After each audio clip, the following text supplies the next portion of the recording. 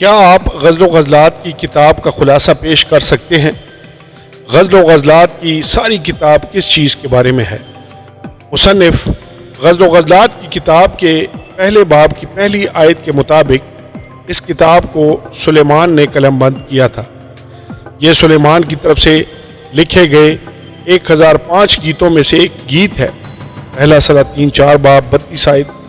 یہ عنوان غزل و غزلات اس گیت کے بہت اعلیٰ ہونے کی طرف اشارہ کرتا ہے، اور نام سے اندازہ لگایا جا سکتا ہے کہ یہ ان سب گیتوں میں سے بہترین گیت ہے۔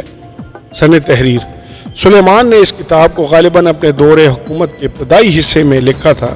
اس کتاب کا سن تصنیف قریباً 965 قبل از مسیح ہے۔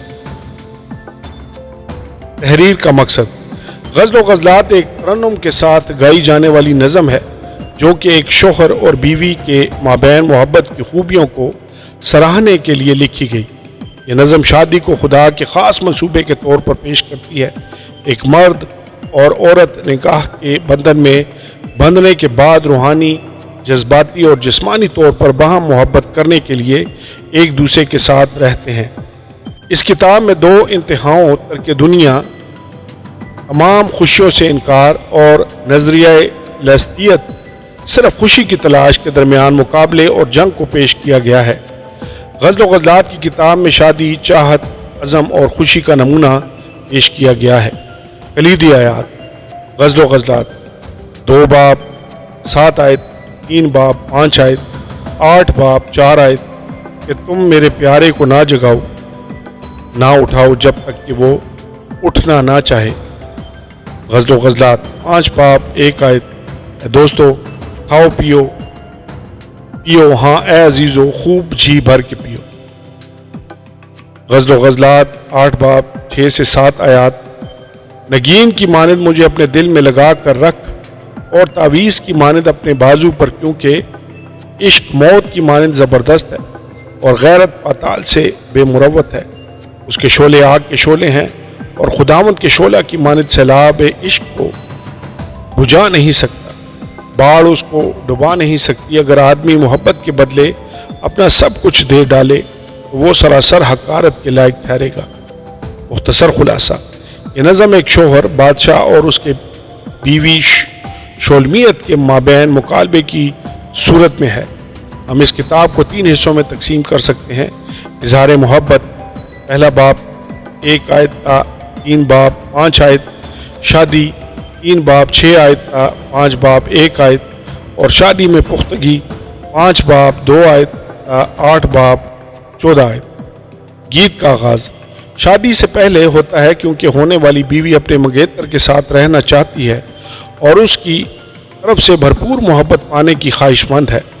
تاہم وہ یہ نصیحت کرتی ہے کہ محبت کو وقت کے ساتھ ساتھ خود بخود پروان چڑھنے دیا جانا چاہیے۔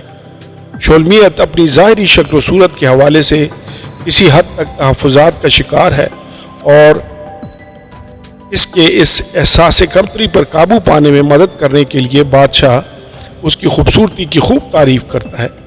شولمیت ایک خواب دیکھتی ہے جس میں وہ سلیمان بادشاہ کو کھو دیتی ہے اور اسے پھر پورے شہر میں تلاش کرتی ہے۔ شہر میں پہرے داروں کی مدد سے وہ اپنے محبوب کو ڈھونڈ لیتی ہے اور اسے پکڑ کر ایک محفوظ جگہ لے جاتی ہے۔ نیند سے جاگنے پر وہ ایک بار پھر حکم اطمینائی دہراتی ہے کہ اس کے پیارے کو جگایا نہ جائے۔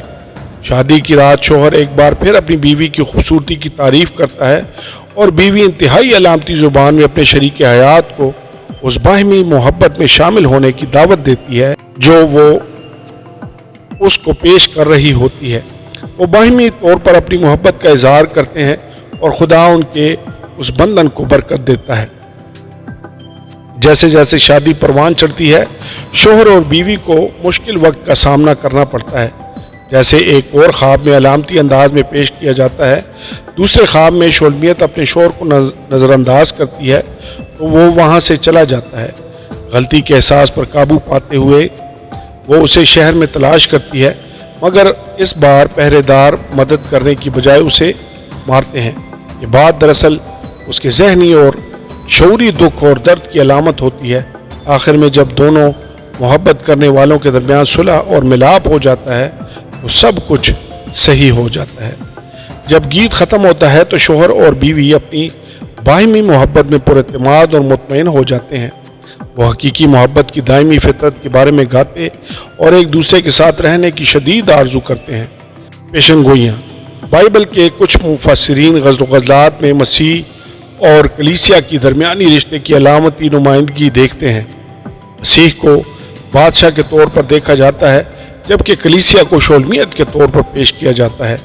अगरचे हम मानते हैं कि इस किताब को असल में इज़दिवाजी ज़िंदगी की तस्वीर कशी के तौर पर ही समझा जाना चाहिए, मगर इस किताब में कुछ ऐसे अनासर भी हैं जो कलीसिया के अपने बादशाह मसीह यस्सु के साथ ताल्लुकात की पेशनगोई करते हैं। ग़ज़ल व ग़ज़लात 2 बाब 4 आयत हर उस ईमानदार के तजुर्बे को बयान करती है जिसको मसीह ने ढूंढा और अपने खून से ख़रीदा है। हम बहुत बड़े पैमाने पर रूहानी लिहाज से दौलतमंद होने की हालत में हैं और खुदा के फजल ने हमें ढांपा हुआ है। 2 बाब 6 आयत बयान करती है, मेरा महबूब मेरा है और मैं उसकी हूँ और वो सोसनों के दरमियान चराता है। यहाँ पर ना सिर्फ मसीह में ईमानदार की सलामती यूहन्ना 10 बाब 28 से 29 आयात, बल्कि उस अच्छे चरवाहे की तस्वीर भी पेश की गई है जो अपनी भेड़ों ईमानदारों को जानता और उनके लिए अपनी जान देता है। यूहन्ना 10 बाब 11 आयत। और मसीह के फजल और कुर्बानी की बदौलत अब हम गुनाह से दागदार नहीं रहे क्योंकि उसके खून के वसीला से हमारे दाग मिटा दिए गए हैं। ग़ज़ल व ग़ज़लात 4 बाब 7 आयत, इफ़सियों 5 बाब 27 आयत। अमलियत ताक। हमारी मौजूदा दुनिया शादी के बारे में उलझन का शिकार है। तलाक का बढ़ता हुआ रुझान और शादी जैसे बंधन के नए सिरे और नए अंदाज से तारीफ़ करने की कोशिशें ग़ज़ल व ग़ज़लात में बयान करदा शादी और मोहब्बत के तसव्वुरात के बिल्कुल बरक्स हैं। बाइबल मुक़द्दस का एक शायर बयान करता है कि हमें शादी जैसे बंधन का इज़्ज़त व एहतराम करना और उससे लुत्फ़अंदोज़ होना चाहिए। ये किताब हमारी शादी के रिश्ते को मजबूत बनाने के लिए कुछ अमली हिदायत भी फराहम करती है। अपने शरीक हयात पर मुनासिब तवज्जो दें।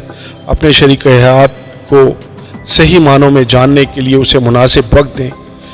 नंबर 2, तनकीद की बजाय हौसला अफजाई और तारीफ़ करना एक कामयाब रिश्ते के लिए नागुज़ीर हैं। नंबर 3, एक दूसरे से लुत्फ़अंदोज़ हों। कहीं सैर पर जाने का मंसूबा बनाएं। एक दूसरे के साथ तख्लीकी यहाँ तक के मज़ाहिया भी बने।